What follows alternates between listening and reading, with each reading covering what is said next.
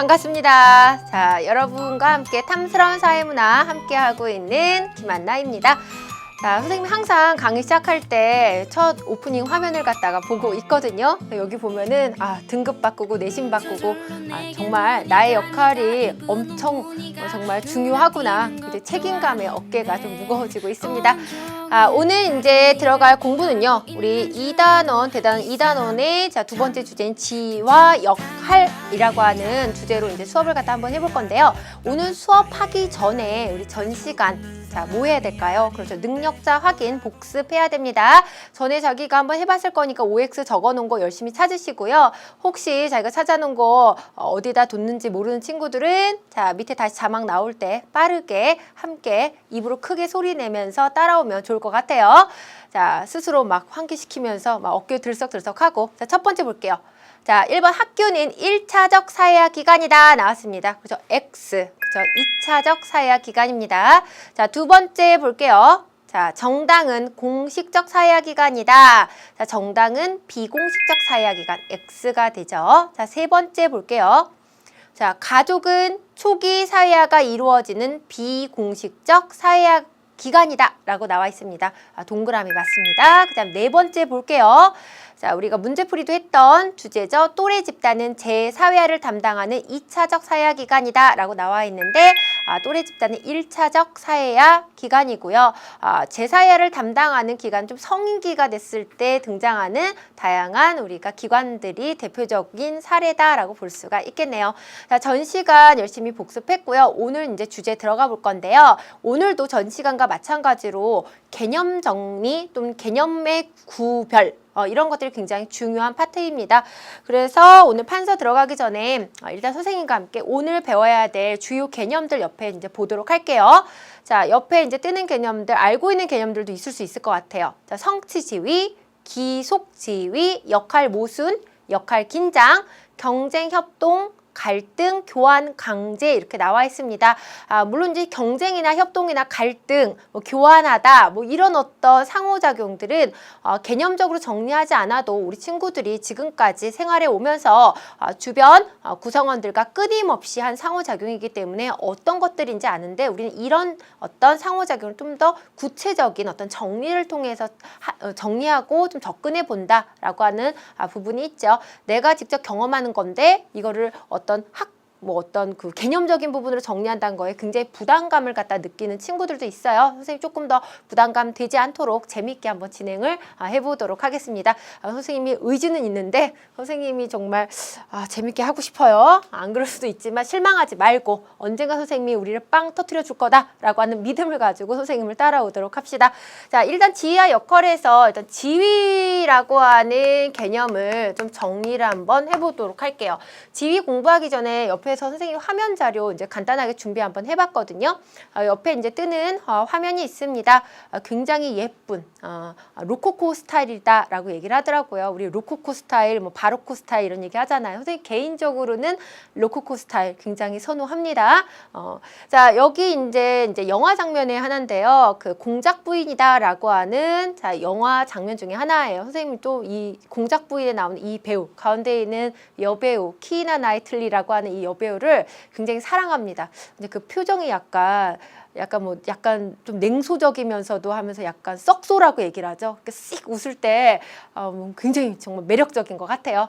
선생님이 이 키이라 나이틀리나 이 공작 부인을 설명을 하려고 이 자료를 갖다 띄운 건 아니고요. 여기에 나와 있는 거 중세 유럽의 이제 그 복장, 어떤 의복 이런 것들을 갖다 화려하게 보여주고 있죠. 사실 사회적 지위라고 하는 부분은요. 그 사람의 여러 가지 어떤 의복이라든지 그 지위에서 따라오는 어떤 말투라든지 태도라든지 가치관이라든지 이런 것들을 갖다가 결정짓게 하는 굉장히 중요한 요소가 된다라는 겁니다. 그래서 우리는 어떤 사람들이 어떤 행동을 하느냐에 따라서 그 사람의 사회적 지위를 예상하고 예측해 보기도 하죠. 걷는 어떤 몸짓이라든지 이런 걸 보고도 되게 지도층인가 봐. 이런 생각도 하고 엘리트인가 봐요. 이런 느낌도 이제 가지게 된다라는 거예요. 근데 과거에 신분제 사회에서는 훨씬 더 그런 것들이 확실하게 이렇게 나타났다라고 한 내용이고요. 다음 자료 볼게요. 자, 우리가 이제 유럽도 봤으니까 우리 이제 조선 사회도 이제 한번 봐야 되겠죠. 이게 노상아련이다라고 하는 그림인데요. 말 위에 타고 있는 사람은 누가 될까요? 그렇죠. 양반이라고 하는 사회적 지위를 가지고 있는 사람입니다. 그러다 보니까 의복도 이제 갓도 쓰고 이제 그 양반들이 입는 의복을 갖다 입고 있고요. 그다음 밑에 있는 이제 평범한 사람들. 사람들의 어떤 의복과 행동. 그래서 길에서 양반, 사회적 지위가 높은 이런 어떤 사람을 만났을 때 고개를 숙이면서 인사하는 이런 모습을 갖다 보여주고 있죠. 사회적 지위다라고 하는 것은 그 사람한테 굉장히 중요한 영향력을 갖다가 미치구나라는 내용을 갖다 보면서 지위에 대한 어떤 분류를 갖다가 한번 해보도록 할게요.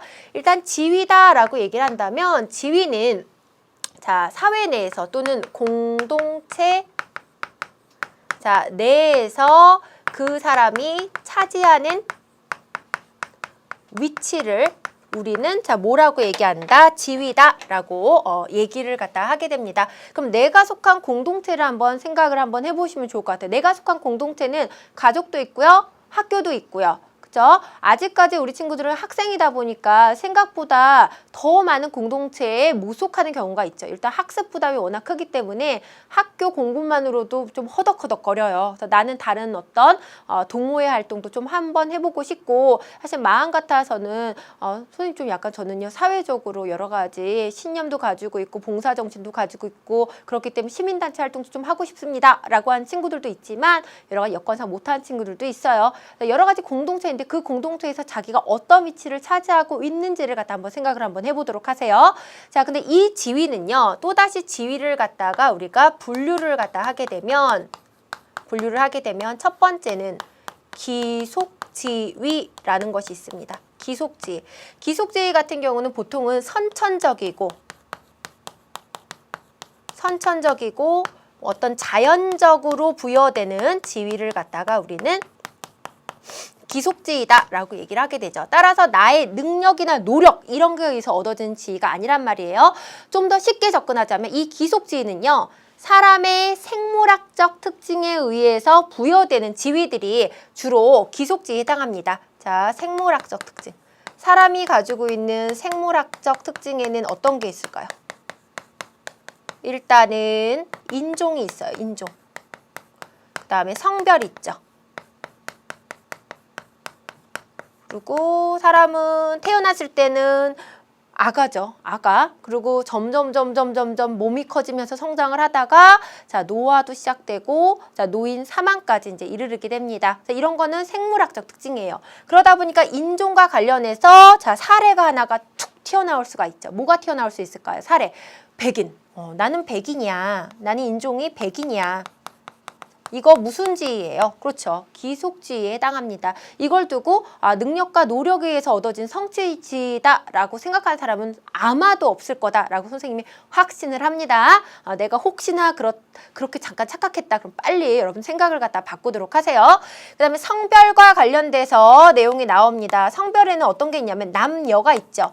남자, 여자 이런 것들. 우리는 생물학적 특징. 성별입니다. 그 다음에 나이에 의해서 이제 나타날 수 있는 거는 예를 들면 청소년, 노인 이렇게 이제 나이에 따라 구분을 갖다 하잖아요. 이것은 우리가 무슨 지위다? 기속지위다라고 볼 수가 있어요. 또 하나는 과거에 신분제 사회가 있었잖아요. 과거에 신분제 사회에서의 어떤 것들 신분은 무슨 지위에 해당한다? 기속지위에 해당합니다. 그 사람이 능력과 노력에 의해서 그 지위를 타고난 게 아니라 태어나니까 나는 천민이래요. 태어나니까 나는 하층민이래요. 태어나니까 나는 우리 사회에서 가장 낮은 신분이래요. 난 가장 높은 신분이에요. 태어났을 때 나는 공주였어요. 상상만으로도 되게 기분 좋죠. 정말 웃을 수도 있고, 어떤 친구들은 이렇게 되게 족보 이렇게 찾아간 친구들도 있어요. 그래서 선생님 저희 집 족보를 보니까 저희가 왕족이었어요. 저는 그 왕족의 몇 대손이에요. 그러면서 현대사에 살면서도 내가 그 과거의 신분제 사회에서 태어나지 못함을 되게 안타까운 친구들도 있는데, 이 신분제 사회는 어찌할 수 없음으로 받아들이는 게 바로 이때 당시에 우리가 기속지 신분이다라고 얘기할 수 있죠. 그러다 보니까 시험 문제 이런 거 굉장히 잘 나옵니다. 선생님 이거 딱 4단계로 나눴어요. 우리 교재 자료 탐구에도 나와 있는데 인도의 무슨 제도? 신분제. 자, 카스트제도 나오죠. 그래서 가장 위에 있는 신분부터 가장 우리가 아래에 있는 신분까지 이렇게 정리가 됩니다. 그래서 뭐 브라만, 그렇죠? 브라만 이런 거 안 외워도 돼요. 우리는 크샤트리아,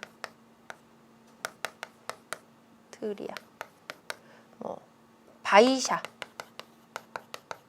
수두라. 자, 이렇게 해서 신분이 있는데 인도의 신분제는 사실 지금도 신분제가 없어졌다라고 하지만 그 어떤 그런 오랫동안의 관습이 지금까지도 남아서요. 현재도 인도에서는 아직까지 이런 어떤 하층민의 신분이 약간은 이렇게 관습적으로 유지가 돼 있고 그걸로 인해서 특정 직업들을 갖다 스습하는 그런 일들도 나타나고 있다라고 얘기합니다. 그래서 이런 것들이 바로 무슨 지위이다? 기속지위에 해당하죠. 선생님이 여기다 넣진 않았는데요. 우리가 부모님이 나를 낳아주시는 순서가 있어요. 그것에 따라서 뭐 첫째인데 아들로 태어났어요. 그럼 나는 뭐가 돼요? 장남. 딸로 태어났어요. 장녀. 이런 것들도 자 무슨 지위에 해당한다? 바로 기속지위에 해당한다. 나의 의지가 반영되지 않았다라고 볼 수가 있습니다. 자, 두 번째 볼게요. 두 번째는 성취지위가 되는데요. 성취지위는 자 무슨 적이다? 후천적이고 후천적이면서 개인의 자 능력과 노력의 결과로서 얻어지는 지위가 자 무슨 지위가 된다? 성취지위에 해당합니다. 사실상 기속지위를 제외한 나머지 지위들이 다 무슨 지위에 해당한다? 성취지위에 해당하죠. 선생님 성취지위는요. 자 사례만 적어드릴게요.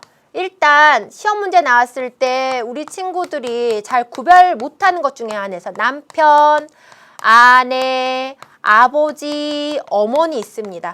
자, 태어날 때 아버지로 태어난 사람 없죠. 어머니로 태어난 사람 없고요. 남편, 아내로 태어난 사람 없어요. 남편, 아내가 되기 위해서는 정말 엄청난 노력이 필요합니다. 우리 친구들 아직 고등학생이라서 잘 모를 수 있는데요. 남편, 아내 되려면 결혼이라고 하는 엄청난 힘든 그런 어떤 통과 의례를 갖다 거치고 혼인신고도 하고 그래야지 사회적으로 남편, 아내 인정을 갖다 해주게 되죠. 그리고 아버지, 어머니가 되기 위해서는요. 또 자녀를 갖다 출산을 갖다가 해야 되는 그런 또 노력이 필요로 하게 됩니다. 그래서 이런 것들은 다 무슨 지위에 해당한다? 성취지위에 해당하고요. 그거 이외에 다양한 직업들 있죠. 이런 것들은 성취지위에 해당하죠. 선생님이 현재 EBS 강사를 하고 있어요. 자, 선생님은 어떻게 했을까요? 자, 열심히 노력한 결과, 뭐 능력은 잘 모르겠고 열심히 노력은 일단 했습니다. 그래서 이 자리에 서 있을 수가 있었어요. 자, 이것은 바로 무슨 지위가 된다? 성취지위고요. 우리 친구들도 하나 적어줘야죠. 잘 나오니까요. 학생. 그쵸? 학생도 여러분들이 열심히 노력하는 결과로서 그 사회적 지위가 유지가 되고 있기 때문에 이것은 무슨 지위에 해당한다? 성취지위에 해당한다. 그러면 제일 중요한 거, 자 시험 문제 나올 수 있는 것들, 내가 꼭 알아야 되는 것들, 바로 기속지위와 성취지위를 혼동하지 않고 난 구별할 수 있다. 이게 오늘의 중요한 학습 목표가 될 수가 있습니다. 자, 두 번째 이제 개념 보도록 할게요. 두 번째 개념은 역할에 대해서 정리를 할 건데요. 사실 이제 이번 시간은 역할 이외에 역할, 행동 또는 역할, 갈등 이런 부분들을 좀 정리를 한번 해보도록 할게요. 보통 역할이다 라고 얘기를 하면요. 자, 의미를 먼저 역할의 의미. 자, 지위에 기대되는 어떤 행동을 갖다가 우리는 역할이다 라고 얘기를 합니다. 자, 중요한 부분을 좀 체크를 한번 해보게 되면요. 자, 기대는 누가 하는지 한번 볼게요. 내가 학생이라고 하는 지위를 가지고 있는데 이 지위의 기대는 타인이 하게 되죠. 그래서 부모님이 기대할 때도 있고요. 학교 선생님이 기대를 할 때가 있습니다. 자, 부모님은 어떻게 기대하나요? 학생이니까 공부 열심히 해서 너가 좋은 성적 내고 많은 걸 갖다 좀 습득을 하게 되면 앞으로 직업을 갖다가 구한다든지 네가 너의 꿈을 갖다가 실현하는 데 좀 도움이 되지 않을까? 라고 하는 기대 심리가 있죠. 그래서 공부를 열심히 하지 않으면 일단 부모님이 약간 걱정도 많이 할 뿐만 아니라 실망을 갖다가 하는 경우도 있습니다. 자, 또는 우리가 아버지, 어머니 라고 하는 어떤 대상에 대해서 우리 친구들도 기대하는 바가 있을 거란 얘기죠. 아버지, 어머님은 나를 일단 애정적으로 굉장히 사랑해 주시고 뭐 이렇게 기대를 할 거예요. 근데 나의 아빠가 나랑 긴 시간을 보내지 않거나 또는 나에 대한 애정 정도가 깊지 않다라고 자기가 느끼는 경우에는 좀 실망하는 경우들도 있다는 얘기죠. 이렇게 역할이라고 얘기하는 건 지에 기대는 행동인데 이거는 타자나 또는 사회에서 기대되는 행동이다라고 보면 될 것 같습니다. 타자나 사회에서 기대되는 것들이다라고 볼 수가 있죠. 자, 두 번째, 자, 역할 행동에 대해서 좀 정리를 한번 해줄 건데요. 이 역할 행동은요, 자, 지위에 따른 구체적인 역할을 갖다가 수행하는 것을 역할 행동이다 라고 얘기를 하게 됩니다. 그러면 기대는 타자나 사회에서 하는 건데요. 여기에 있는 구체적인 역할 수행은 누구에 의해서 되게 되냐면요. 본인 스스로, 자기 스스로, 자신에 의해서 이루어지는 것이 바로 자, 역할 수행이다 라고 얘기를 할 수가 있죠. 타인의 기대에 부합하게 내가 역할 행동을 할 수도 있고요. 타인의 기대에 부합하지 않게 역할 행동을 할 수도 있습니다. 따라서 이 역할 행동에 대해서는요. 자, 뭐가 이루어지게 되냐면요. 거기에 대한 자, 보상과 제재가 이루어지게 된다라는 거죠. 자, 어떤 보상이 있을까요? 회사원이에요. 회사에서 기대하는 대로 일을 너무 잘해서 계약을 갖다 성사시켰어요. 굉장히 큰 회사의 이익을 갖다 주는 계약이었단 말이에요. 그러면 막 너무 기뻐하죠. 상사도 기뻐하고 회사에 있어서의 가장 우리가 CEO라고 하는 사람 기뻐합니다. 그래서 저 친구 보너스 좀 주게 라고 하면서 막 상여금도 퍽퍽퍽 주고 보너스 주고 승진도 시켜줄 수가 있어요. 이런 걸 보상이다라고 얘기할 수가 있죠. 그런데 계약을 갖다가 하러 갔는데 일을 망쳤어요. 자기의 어떤 굉장히 큰 실수, 이 회사원의 자기의 큰 실수로 인해서 일을 망쳐서 회사에서는 그 회사원에 대한 징계를 갖다가 내릴 수도 있고요. 연봉을 갖다가 삭감을 갖다 할 수도 있고요. 이런 식의 어떤 제재가 나타날 수가 있습니다. 따라서 중요한 건 역할에 대해서 보상과 제재가 오는 게 아니에요. 이건 그냥 타인이 기대하는 거예요. 그러면 보상과 제재는 뭐로 오게 되냐면 자신이 직접적으로 역할을 수행했을 때 오는 것이다 라고 하는 부분을 꼭 기억을 하도록 합시다. 얘가 문제에 녹아져서 나오면요. 자, 내가 이 쉬운 개념을 공부했다라는 것조차 잃어버려요. 그러니까 반복을 막 해서요. 정말 미친 듯이 이 문제를 많이도 틀려보고 많이도 맞춰보기도 하고 이런 어떤 실수를 많이 반복을 했을 때 이 문제는 놓치지 않고 좀 잡을 수 있는 문제고요. 내가 이 개념 별거 아니잖아요. 선생님이 판서해줬는데 이 개념을 이해 못하는 친구들은 거의 없을 거라고 봐요. 설명 잘해줬잖아요, 선생님이. 근데 중요한 거는 문제에 들어갔을 때는 내가 얘를 배웠는지 전혀 기억을 못한다는 얘기. 아마 10 중에서 한 8, 9은 기억을 못할 거예요. 그리고 한 명도 뭐 어쩌다가 문제를 맞추는 경우도 있고 그걸 잘 몰라요. 나중에 해설 강의 들을 때나 내가 저거를 모르고도 맞췄구나 이런 친구들도 있고요. 어떤 친구들은 그때 바로 그런 개념을 배웠었구나 라고 생각하는 친구들도 있습니다. 꼭 기억을 갖다가 해둬야 되는 거. 그렇다고 해서 여기다 이렇게 별표 쳐놓고 써놔도 문제에 어떻게 적용되는지 모르기 때문에요. 문제 적용이 반드시 필요한 내용이다. 자, 그 다음에 이제 역할 갈등을 갖다가 보도록 하겠습니다. 역할 갈등. 자, 역할 갈등이다라고 얘기를 하는 것은요. 한 개인이 단 하나의 지위만 가지고 있지 않아요. 우리 현대인들은 보통 복수의 지위를 가지고 있죠. 내가 가족이라고 하는 공동체에 속해만 있다라고 얘기를 하더라도 일단 가족 안에서 나는 자녀일 거고요. 그쵸? 그 다음에 뭐 가족 안에서 나는 뭐 남편일 수도 있고요. 아내일 수도 있고요. 아버지, 어머니일 수도 있고요. 이런 어떤 복수의 지위를 가지고 있죠. 이런 복수의 지위에 각각의 기대되는 역할이 있습니다. 근데 이 역할 수행을 갖다가 하는데 자, 뭐가 생겨나게 되냐면요. 갈등이 생겨나게 되죠. 그래서 이 역할 갈등을 갖다가 간단하게 의미를 정리를 한번 해보면요. 역할 갈등의 의미는 역할 기대 간의 충돌이다라고 보면 될 것 같습니다. 근데 중요한 건 이 역할 갈등이 다시 종류가요. 두 가지로 나눠지게 되는데요. 이 종류는 조금 더 위치 바꿔서 선생님이 판서를 좀 해드릴게요. 선생님 따라서 이쪽으로 오게 되면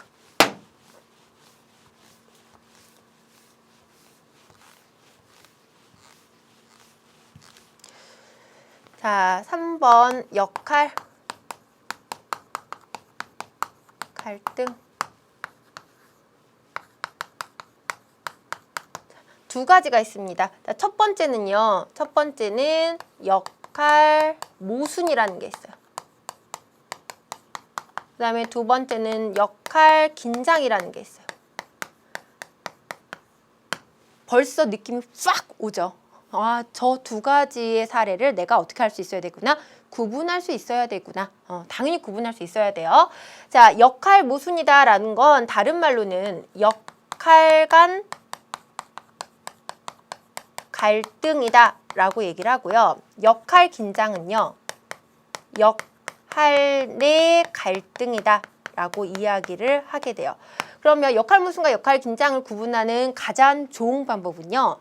많은 사례를 공부하는 게 아니고요. 딱 하나씩의 사례를 항상 기계적으로 적용을 갖다가 딱 해놓고 나서요. 문제가 나왔을 때 역할 모순의 사례 한번 기억해서 끄집어내서 나온 문제하고 비교해 보고요. 그 다음에 역할 긴장과 관련된 사례 하나 끄집어내서 자, 그거 문제하고 비교를 갖다 해보게 되면 이게 모순인지 긴장인지 쉽게 구분을 갖다가 할 수가 있다는 얘기죠. 역할 모순 같은 경우는요. 복수의 지위가 일단 존재하는 조건이 있어요. 복수의 지위예요. 복수의 지위. 복수라고 얘기하는 거니까 뭐 더 여러 개일 수도 있지만 우리는 딱 두 개를 이제 한정을 할게요. A라고 하는 지위와 B라고 하는 지위가 우리가 있습니다. 뭐 대표적으로 나오는 게 회사원. 아버지예요. 남자인데 회사원이기도 하고 아버지이기도 해요. 자, 복수의 지위가 있는데 이 회사원에 기대되는 역할이 있고 아버지로서 기대되는 역할이 있죠. 어떤 일이 벌어졌냐면요. 선생님 날짜까지 쓸게요. 예를 들면 2014년 6월 3일입니다. 자, 회사에서 중요한 계약이 있어요. 그래서 이 계약 장소에 이 사람이 나가서 계약을 좀 성사시켰으면 하는 어떤 역할 기대가 있었네요. 그 다음에 2014년 6월 3일 어떤 일이 있었냐면요. 아들이 하나밖에 없는 아들이 굉장히 아파서 병원에 입원해서 응급수술이 들어가는 일이 발생을 했어요. 응급수술. 자, 이랬을 때 자, 이 두 가지 역할 기대를 갖다가 충족시키고자 하는 마음이 사람한테는 있다는 얘기죠. 왜냐하면 역할 갈등이라고 얘기하는 건요. 자기가 느끼는 심리적 갈등이에요. 만약에 내가 심리적 갈등이 없으면 이 수행과 관련된 심리적 갈등이 없으면 역할 갈등이라고도 볼 수가 없죠. 근데 우리는 상호작용을 갖다가 다른 타인과 하면서요. 다른 타인의 기대를 충족시키고 만족시키려고 하는 그런 어떤 의식이 이런 어떤 역할 갈등을 만들어내게 됩니다. 계약도 하러 가야 되고 아들 응급수술도 가야 되게 되고 이런 걸 역할 모순 동시에 요구받는 거죠. 이것을 자, 어떻게 요구받는다? 동시에 요구받는다. 그러면 이 사람은요. 이 사람은 갑이라고 할게요. 이 사람은 이 문제를 갖다 어떻게 처리하냐면요. 일단 자기가 두 가지를 동시에 요구했는데 두 가지를 동시에 못하니까 문제가 생기죠. 그래서 하나를 과감하게 포기해버립니다. 그래서 자기 혼자 심리적 갈등 좀 벗어나려고 하죠. 또는 이거 하나를 포기를 하면서 또 합리화를 시켜요. 아, 나는 지금 이 일이 더 중요하니까. 뭐 이런 식으로 해서 개인적으로 역할 갈등을 갖다가 해결해 나가려고 노력을 하고 또 우선순위를 결정하고 이런 어떤 과정을 거치게 됩니다. 자, 역할 긴장이다 라고 얘기를 하는 것은 자, 복수의 지위가 아니고요. 지위는 하나예요. 하나의 지위가 있는데요. 하나의 지위가 있는데 이 하나의 지위에 명확하지 않은 역할 기대가 있는 거예요. 사실 이 역할 긴장이다라는 것을 좀 간단하게 정리하면요. 모호한 역할 기대가 원인이 되거든요. 지위는 하나예요. 그럼 맨날 우리 자주 나오는 지위 볼게요. 을이라고 하는 친구가 있는데 학급 내에서 반장이라는 용어 요새 잘 안 쓰죠? 우리 친구들은 학급 회장. 학급 회장을 갖다가 맡고 있습니다. 근데 이 학급 회장에 대해서 모호한 역할 기대가 있어요. 어떤 역할 기대가 있냐면 일단은 선생님, 학급에 있어서의 담임 선생님이 기대하는 역할 기대가 있고요.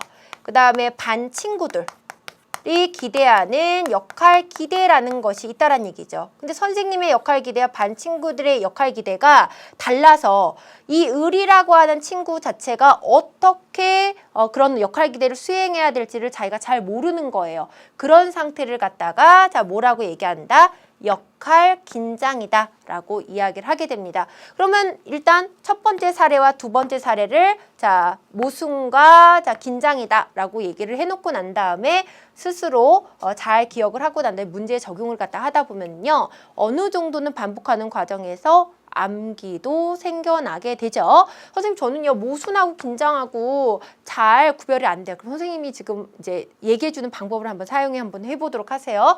원래 모순이라고 하는 이 단어는 우리 언제 써요? 우리 왜 그 뚫리지 않는 방패와 어떤 것도 뚫을 수 있는 창을 얘기를 할 때 우리 모순이다라고 얘기를 하죠. 그래서 모순은 사실상 존재할 수 없는 일이잖아요. 어떤 것도 뚫을 수 있는 창이 있는데 어떤 것도 막을 수 있는 방패가 동시에 있다? 말이 안 됩니다. 자, 동시에 요구를 받는데 이것을 동시에 할 수 없는 상황. 그래서 모순. 뭐 이렇게 연결을 하면 좀 좋을 것 같고요. 긴장이에요. 자, 학급 회장의 을인데 선생님이 떠드는 사람 이름 적어오려고 했더니 자, 반 친구들과 긴장이 생겨요. 반 친구들이 갑자기 회장 너 그럴 수 있어? 우리가 너 믿고 뽑아줬고 정말 잘할 거라 생각했는데 우리를 갖다 잃는 것밖에 더 돼? 뭐 이렇게 생각할 수 있죠. 또는 친구들의 요구를 들어줬어요. 막 뭐 이렇게 뭐 제대로 떠들거나 뭐 문제 일으키거나 이런 친구들에 대해서 선생님의 어떤 이렇게 막 지시를 따르지 않았단 말이에요. 그럼 선생님이 회장을 불러다 놓고 또 약간 긴장 상태를 갖다가 만들어내겠죠. 그래서 역할 긴장. 자, 이런 식으로 스스로 좀 연결시킬 수 있는 방법. 선생님은 이런 어떤 방법을 제안을 했고요. 내가 공부를 하다 보면 이런 방법들을 스스로 자기가 체득을 갖다가 해 나간다는 거죠. 그러면 공부 굉장히 쉬워요. 그래서 한번 생각해 보도록 합시다. 그래서 역할 갈등 볼게요. 요건 약간 좀 어려운 심화 개념인데요. 시험 문제가 나올 때 역할 갈등 상황을 갖다가 구분하는 문제가 나올 때가 있어요. 그래서 쭉 제시문이 나왔을 때 어떤 사례가 역할 갈등인지 아닌지를 갖다가 내가 어떻게 해야 된다? 판단을 갖다가 해야 된다는 얘기죠. 역할 갈등 같지만 역할 갈등이 아닌 것들이 있어요. 첫 번째 선생님 사례 한번 들어드릴게요. 첫 번째 보게 되면 나는 여행을 어디로 갈까요? 어차피 상상이니까 뭐 먼 데로 떠나봅시다. 저기 남미에 있는 볼리비아로 갈지 아니면 저쪽 아프리카에 있는 케냐로 갈지 고민 중이다. 자, 이게 역할 갈등입니까? 자, 고민하고 있고 갈등하고 있으면 이게 다 역할 갈등. 그건 아니죠. 그냥 자기가 여행지 선택을 놓고 자기 혼자 고민하고 갈등하고 있는 거예요. 우리가 앞쪽에서 배웠던 역할 갈등의 사례하고는 전혀 달라요. 나는 여자친구랑 헤어져서 나 정말 심적 갈등을 엄청 겪고 있어. 그래서 요새 SNS 하잖아요. 그러면 SNS에 자기 이렇게 상태 표시가 되죠. 거기에 뭐라고 써 있냐면 갈등 이렇게 써 있습니다. 그러면 우리가 배운 그 역할 갈등인가요? 그 갈등이 아니죠. 그래서 이런 어떤 역할 갈등은 요것은 역할 갈등이 아니다. 역할 갈등 아니게 됩니다. 그 다음에 두 번째는 그냥 너무 많은 다수의 지위가 자 그냥 나열되는 경우가 있어요. 나는 선생님이면서, 나는 아내면서, 나는 어머니면서, 나는 딸이면서 뭐 이렇게 쭉쭉 나옵니다. 자, 이런 다수의 지위가 나열된다고 해서 그냥 나열됐다, 다수의 지위를 가지고 있다라고 해서 이것이 바로 역할 갈등을 의미할까요? 그렇진 않죠. 이런 경우도 역할 갈등이 우리가 아닌 상황입니다. 그래서 요건 조금 난이도가 높아요. 난이도가 좀 높은 내용이지만 이런 어떤 문제들도 나오는구나 라고 해서 좀 노트 필기할 때 체크를 해놓고요. 나중에 뭐 3학년이 된다든지 좀 심화 개념을 갖다 다룬다든지 이런 부분을 갖다 공부할 때 아마 심화 문제로서 아주 접할 수 있는 내용입니다. 체크를 하나 해두도록 하죠.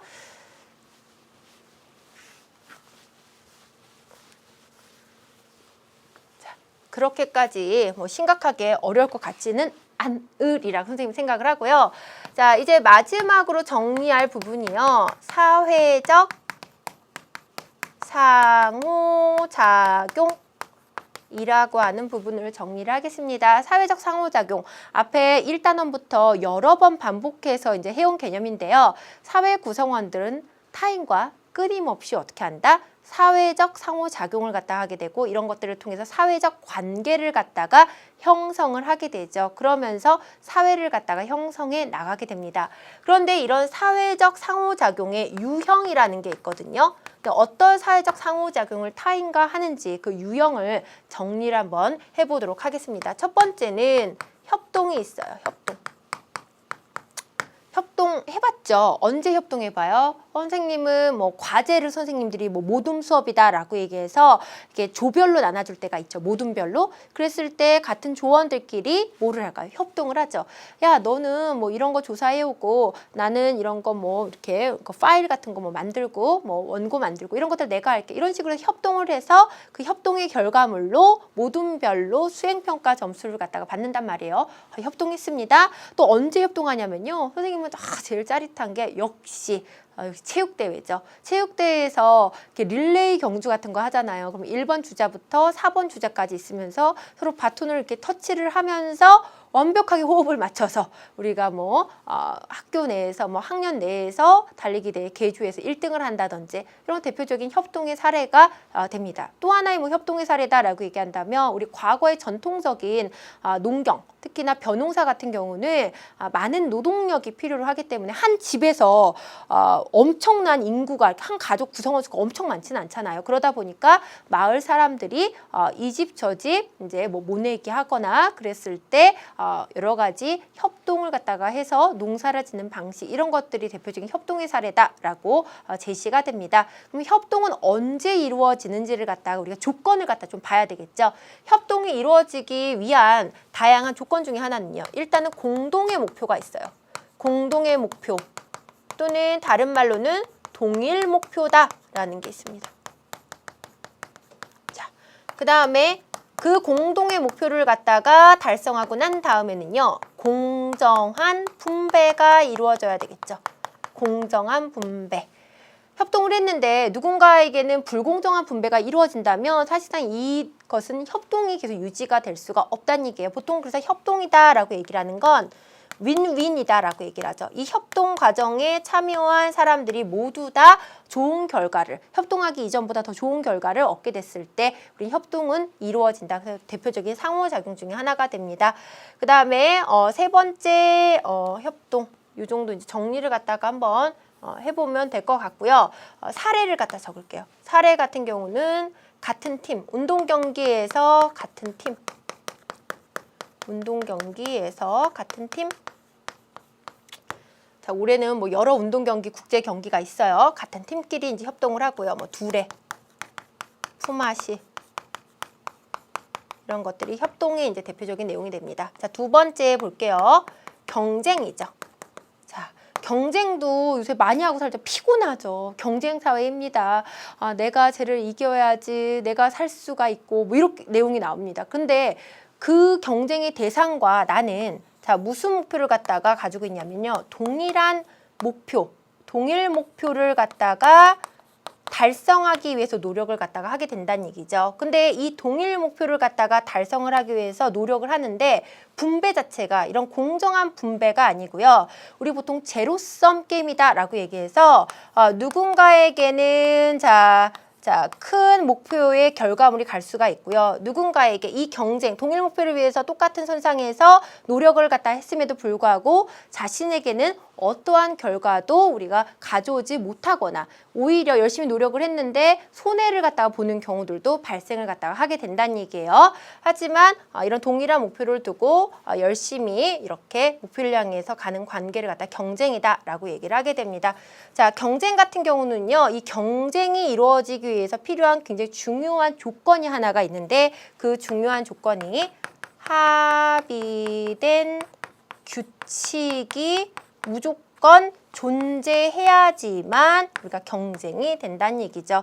그러다 보니까 경쟁의 대표적인 사례를 선생님이 쓴다라고 얘기를 한다면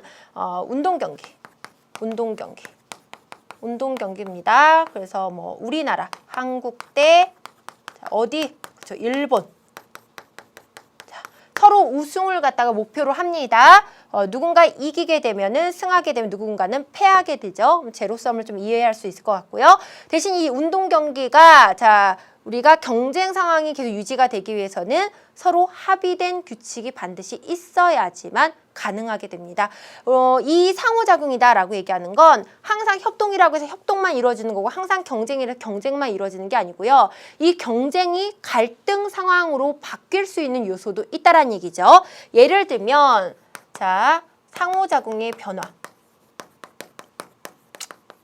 어떤 식으로 상호작용이 변화가 될 수가 있냐면요. 예를 들어서 운동 경기. 여기 한국과 일본의 무슨 운동할까요? 그래, 축구 한번 봅시다. 운동 경기에서 누군가가 규칙을 어겼어요. 그래서 반칙이라는 걸 했습니다. 이 반칙이라는 것을 갖다가 하는 순간 뭐가 될 수가 있냐면요. 이것은 바로 나중에는 갈등 상황으로 협동에서 갈등 상황으로 변할 수 있는 그런 요소를 가지고 있다라고 하는 부분 잘 보면서 경쟁의 조건들을 갖다가 체크를 하면 될 것 같습니다. 세 번째 보도록 할게요. 세 번째는 갈등이다라고 얘기했는데 이 갈등은요. 이해관계가 대립돼 있다. 이해관계가 대립돼 있다. 노사 갈등 이렇게 머릿속으로 조금 추상적이지만 생각 한번 하고 들어오면 될 것 같아요. 그 다음에 목표가 서로 다르다. 목표가 상충되어 있다. 이런 경우에 갈등 상황이 됩니다. 그러다 보니까 이 갈등은요. 서로 왜 이렇게 이해관계가 대립이 되냐면요. 합의된 규칙이 없는 관계. 서로 합의된 규칙이 존재하지 않은 상태에서 희소한 가치가 분배가 된다든지 그랬을 때 많은 갈등 상황 같은 것들이 만들어진다라고 보면 되겠죠. 근데 이 갈등 같은 경우는요. 무슨 기능도 있냐면요. 순기능이다라는 것들이 있어요. 만약에 사회적으로 A 집단과 B 집단이 갈등 상황이다라는 것들이 이제 만들어졌다라고 한번 봅시다. 우리 1반과 2반이 서로 사이가 안 좋아요. 그래서 1반과 2반 친구들이 서로 볼 때마다 서로 이렇게 약간 눈을 흘깃흘깃하면서 서로 사이가 안 좋은데 이런 상황이 우리가 발생을 하게 되면요. 그 1반, 2반 각각의 내부의 결속력은 어떻게 된다? 강화가 된다라고 하는 특징이 있다라는 거죠. 반면에 역기능도 있습니다. 만약에 사회 구성 요소들끼리 이해관계가 대립돼 있다. 선생님이 사례를 갖다가 만약에 노사 갈등이다라고 볼게요. 노동자, 사용자 간의 갈등이 계속 유지가 되면은요, 이 노사를 포함하고 있는 전체 사회에서는요, 어떤 긴장이라든지, 어떤 불안이라든지, 이런 어떤 요소들이 있기 때문에 사회적으로 좀 안정감이 떨어진다라고 하는 역기능도 발생을 갖다 할 수가 있다라는 얘기입니다. 선생님이 옆쪽에다가 이제 살짝 그 그림을 갖다 화면을 갖다 보여줄 건데요. 옆에 이제 화면을 갖다 보게 되면은 어떤 내용이 나오게 되냐면 이렇게 야구 경기에서 집단으로 이제 선수들끼리 이렇게 좀 약간 난투극이 벌어지는 이런 상황이 이제 보여지고 있습니다.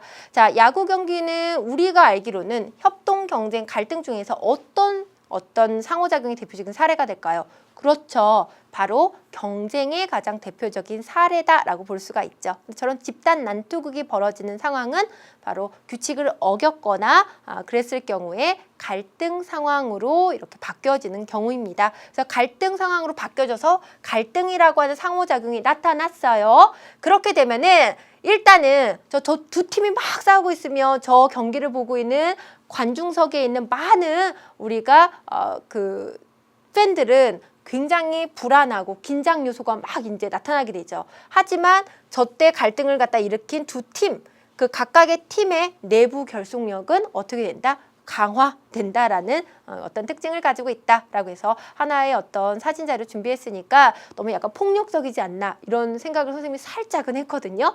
이런 사례로 기억을 갖다 하시면 될 것 같아요. 그거 이외에 우리 이제 그 교육 과정이 이제 개편이 되면서 이 사회적 상호작용의 어떤 유형으로 두 가지가 이제 추가가 됐습니다. 하나는 뭐가 되냐면 보상이다라고 하는 그 상호작용이 있다는 얘기예요. 이 보상이다라고 얘기하는 응보의 관계죠.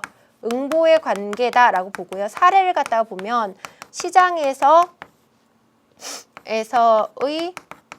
제품 거래, 뭔가 이제 주고받는 이런 거래가 이제 여기에 나와 있다라는 거고요. 다섯 번째는 강제라고 하는 상호작용도 있다라는 얘기죠.